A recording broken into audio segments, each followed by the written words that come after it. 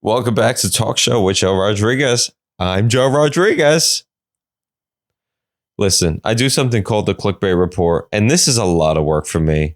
Do you understand how many advertisements are on these news articles that I get for you every week? Listen, be thankful. They're riddled with ads. I understand that like printed news is going out, but like when did we want to bury it in 1,000 videos and animated GIFs of things, of massage oils? And I try to read one thing about Kylie Jenner's pomegranate diet, and then she's like, I'm just riddled with freaking ads about oatmeal, how you should rub it in your pores, and I don't even know, butt scrub and all this stuff just right in your face. And you know, TV has a lot of ads, but it's not this bad. Like, you don't watch like picture in picture. Like, maybe TV is going to take an idea from this. They're like, oh, we should probably just put the Aaron Hernandez documentary next to like a Walgreens ad. And then at the bottom, we can do a Costco banner with the ticking prices of the rotisserie chickens. It will be great. Maximize revenue. I just think it's ridiculous. It's ridiculous. My computer is contracting an STD. Like, it probably has so many STDs. Like, friggin' Abraham Lincoln went to the STD clinic after 2 decades. And the doctor's like, you invented your own STD. That's how long it's been. You have invented your own STD. Abraham's like, I went through the Civil War. Give me a break. I ride a horse to work. Sue me for wanting General Lee to give me a massage once in a while. I want to die. All right, we'll get right to your clickbait report. The clickbait report is where I review this week's most click-worthy or worthless news articles. Did you hear about this? You can't go to the beach this month. Aww. California beaches are fucked up right now. Starting October 30th, Californians are suggested to not go to the beach due to bacteria and trash from streets and mountains. Apparently, there's a lot of runoff. And I'm just like, why this time of year? Like, we just went through Halloween. Is the candy, like, the candy wrappers accumulating on the beach? Oh, honey, you stepped in shit. Oh, no. That's a Reese's cup on your toe. Let me suck that off for you.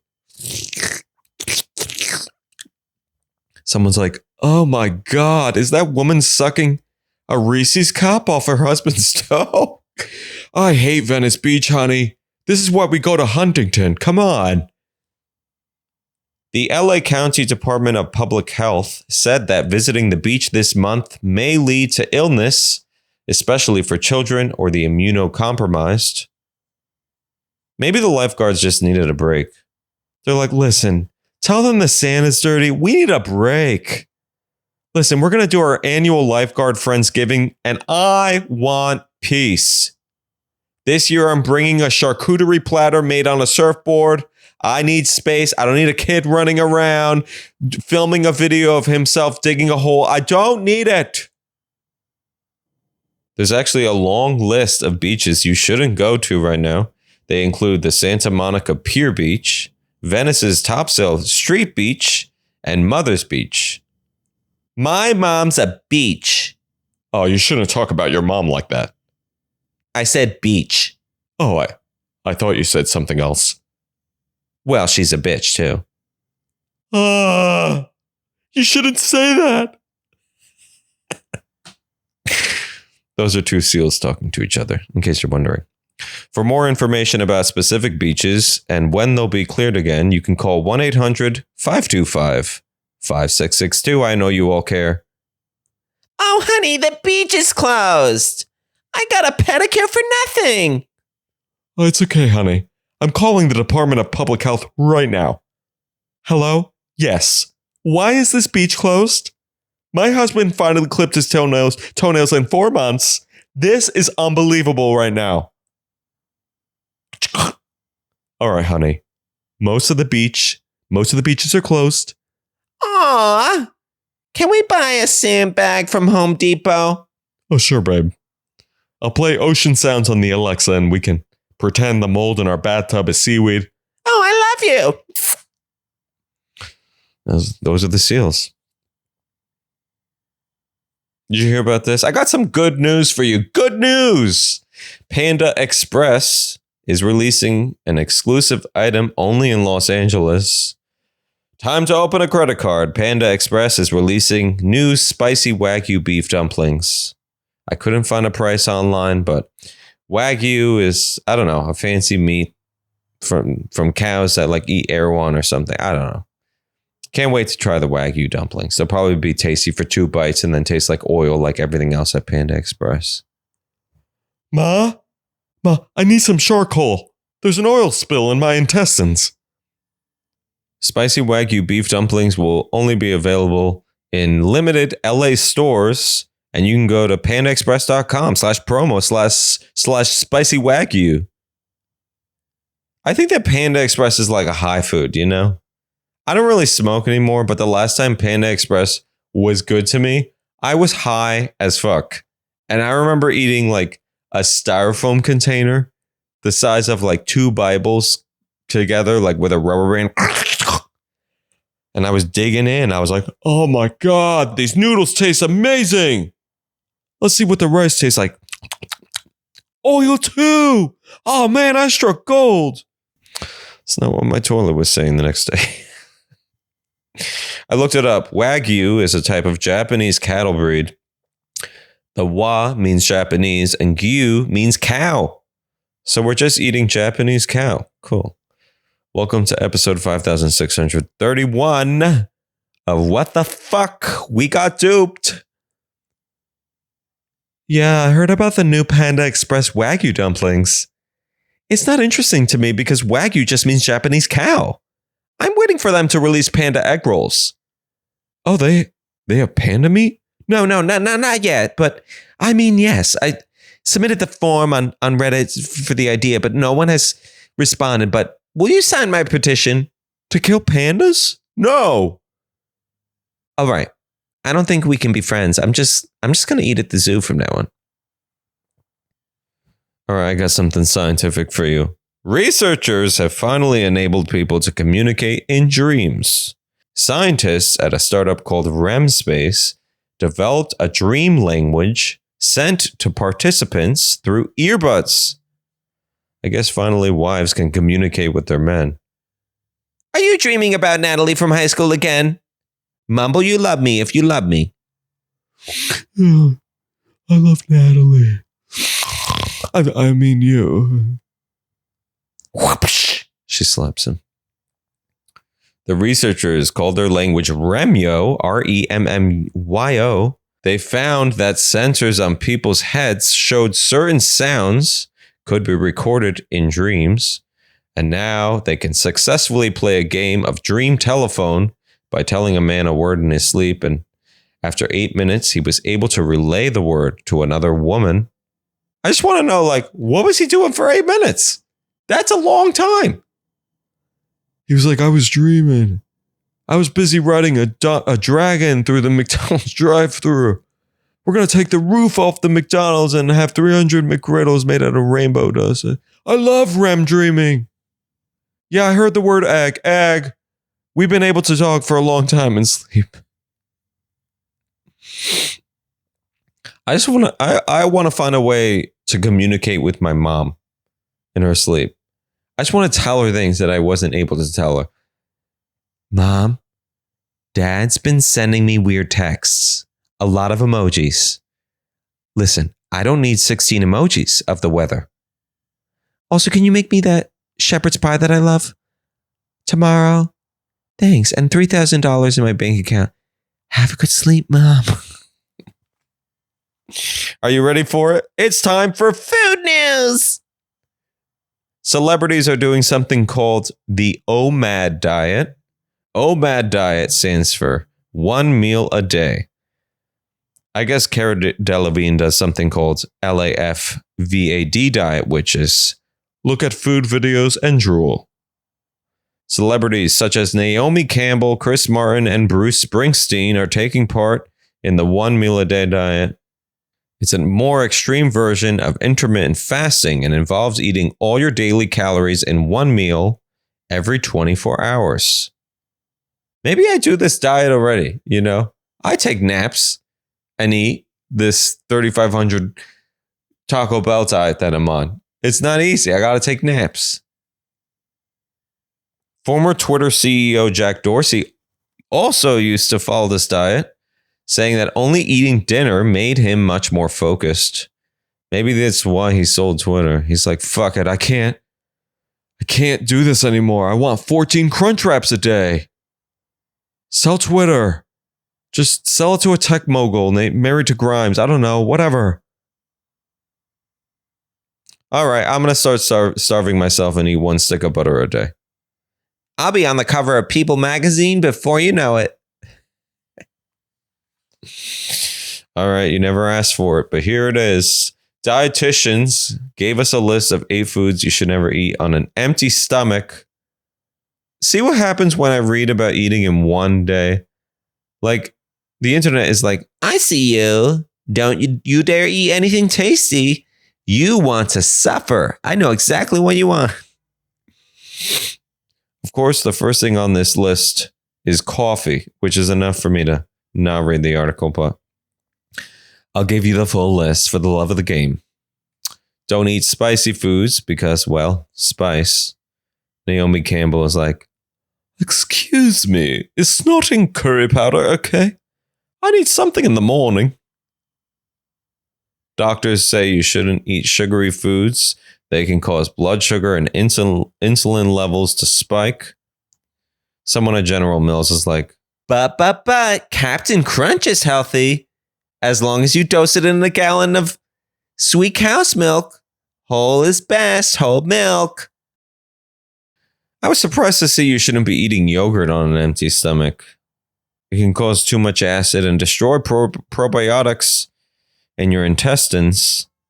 I still don't even know what a biotic is. Like, I know antibiotics are good after a night out in WeHo, and probiotics help your plumbing. But what the heck is a biotic? I guess I'll never know. I'm too tired to look it up. Dietitians also suggested staying away from caffeinated teas, carbonated drinks, greasy fried foods, and citrus. The dietitians are just like, you need to take deep breaths in the morning. If you got to do a cigarette on the porch, that's fine too. Just don't tell us, please. We're tired of writing articles. You should just filter feed like SpongeBob.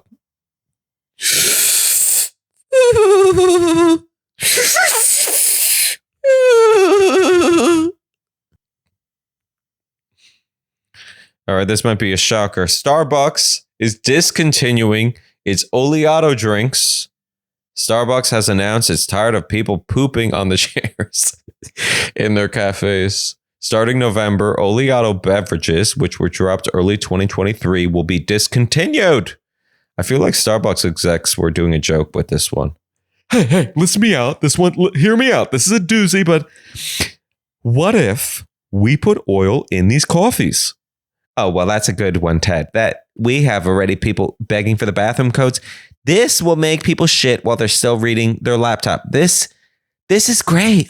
Listen, I'm already seeing diversifying our stores with Starbucks Pampers. I'm seeing tall, grande, venti Pampers made out of egg whites. Yeah. And you know what? We'll save so much money by eliminating toilets. Dudes can shit and pee in urinals. We don't need toilets. Oil in our drinks. Ted's a genius. Woo!